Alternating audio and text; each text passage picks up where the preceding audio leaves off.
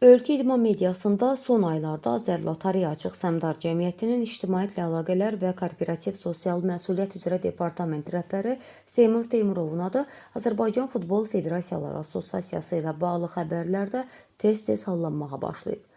8 may 2025-ci il tarixində AFFA ilə Azərbaycan İdman Akademiyası arasında əməkdaşlığın genişləndirilməsinə dair görüş keçirilib.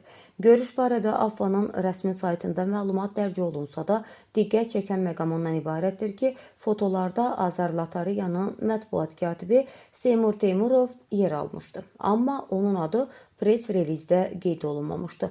Bundan da maraqlısı, qısa müddət sonra həmin fotolar AFFA-nın saytından çıxarılıb. Seymur Teymurov isə görüntülərdən kəsilib. Məsələni gündəmə gətirən Sport Liqa AS saytı qeyd edir ki, fotolardakı bu dəyişiklik səbəbi açıqlanmayıb və AFFA-nın mətbuat xidməti mediaya cavab verməyib. Sport Liqa AS məsələ ilə bağlı Teymurovun özünə də müraciət edib. Teymurov görüşdə iştirakını təsdiqləyib. Qeyd olunan görüşdə iştirak etmişəm və görüş mediada geniş işıqlandırılıb. Görüşdə AFFA, ASS və Azərlotereya Açıq Səhmdar Cəmiyyətləri arasında üç tərəfli əməkdaşlıq məsələləri müzakirə olunub. O fotoların AFFA-nın saytından çıxarılması ilə bağlı suala isə belə cavab verib. Mətbuatda ad və fotom qeyd olunub, göstərilib. AFFA-nın saytında olmamasının səbəbini isə qurumdan soruşsanız daha yaxşı olar.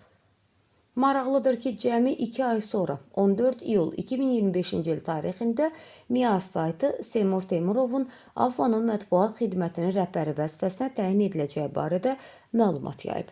Rəsmi təsdiq olunmasa da, bu məlumat Teymurovun AFFA ilə əlaqələrinin formalaşması ehtimalını daha da gücləndirib.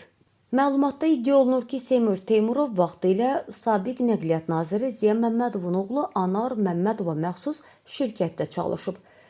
Anar Məmmədovun ofisinin işçisi olmuş Teymurov indi lüks həyatı ilə bağlı güzəştə də getmir. Maraqlıdır ki, dünyanın müxtəlif ölkələrində, bahalı şəhərlərində gəzən Teymurov həmin səyahətləri dostu baş katib Cahangir Fərəcullayevin vasitəsilə AFFA-nın hesabına reallaşdırıb, yoxsa şəxsi büdcəsi hesabına. Qeyd edək ki, hələ 2019-cu ildə Azərlotereyanın hesabat dövründə Azərlotereyanın idarə heyətinin sədr müavini Elçin İbrahimov 32.100 manat, idarə heyətinin üzvü və maliyyə şöbəsinin rəisi Hidayət Yarıyev isə 26.700 manat əmək haqqı alıb. Səsləndirilən iddialarla bağlı qarşı tərəfin də mövqeyini işıqlandırmağa hazırıq.